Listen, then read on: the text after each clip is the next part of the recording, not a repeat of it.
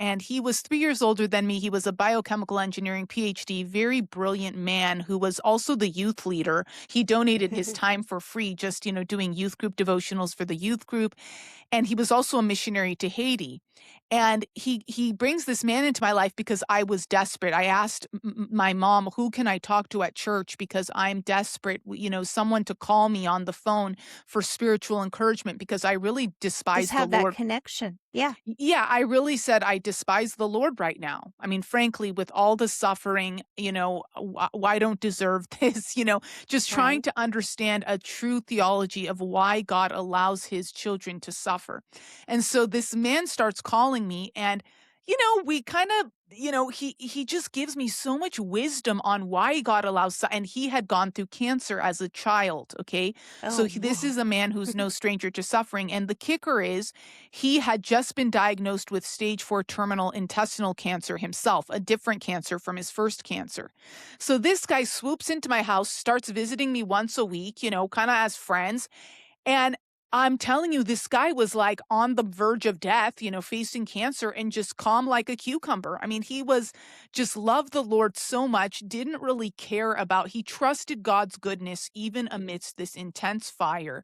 And I'm over here saying, "Who are you? And why is your theology so strong? Why do you?"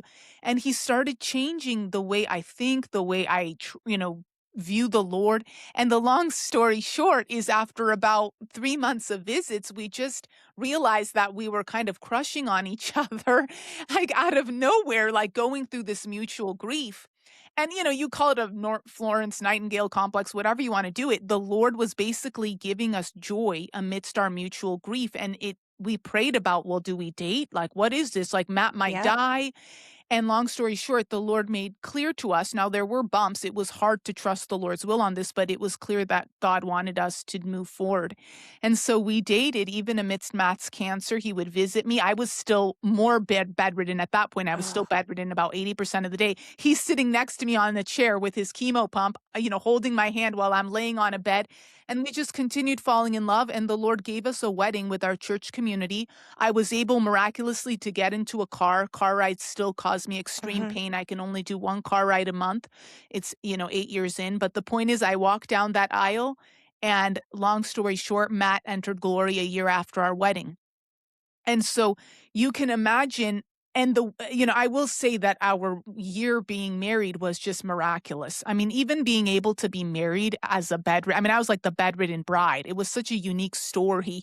And Very Matt unique. having cancer, I mean, it was our testimony at our wedding was God gives us joy in our grief. In other words, Matt's facing cancer, I'm on a bed, and yet here we are getting married, telling Satan to stick it. I mean, Yep, in other yep. words, God can give you joy, but you have to choose it, but he also does give you those gifts. So after Matt died, the Lord called me to write a memoir on my bed because I moved back into my parents' place. I'm back here now because I can't take care of myself full time alone. And on my bed, just with my laptop on my knees, laying down, I wrote this book. And I ended up titling it Singing Through Fire. Oh And my it's now gosh. an Amazon #1 bestseller. And, all glory to God. And I don't even know how I wrote it in 6 months. It was literally like the Lord typing through me. But Yep, I called it Singing Through Fire because the theme is, can you find joy when you've lost your health, your career, your husband? Now I'm a widow. I mean, I've gone through so many valleys, and yet the Lord yep. has been by my side the whole time. No matter how many times I've, call it cursed at him, call it yelled at him. I mean, just being honest, pouring my emotions, he never has left me because in Second Timothy it says that if we are faithless, he will remain faithful, for he cannot Yes. disown himself. So I've been through the ringer with the Lord, and yet here I am. I just released the audiobook version 2 weeks ago, and it's Ooh. very interactive. And so I hope some of you will enjoy that. That's the long story.